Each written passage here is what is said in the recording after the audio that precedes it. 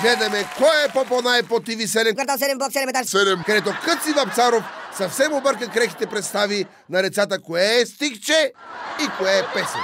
Я да чуем твоето стихче. Ма силно и смело. Опа Гамнам Стайл. О, това ли е стихчето? То на корейски това си. Аз се изправи. Изправи се. Изправи се. Това е корейско стихче, нали? Опа Гамнам Стайл. Аз мога ти помагам, знам го този текст.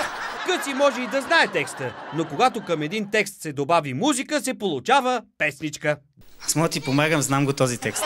Да видим същото дете след няколко минути. Песничка или стихче? Късно е, злото е сторено. Детето вече е убедено, че ще изпълни стихче. Опа Гамнам Стайл. Сесилите. Опа Гамнам Стайл. Крайна сметка няма значение. Gangnam Style стана хит не толкова заради текста или музиката, колкото заради танца, Румене. Танцувай го тогава, като не можеш да хвана. Добре.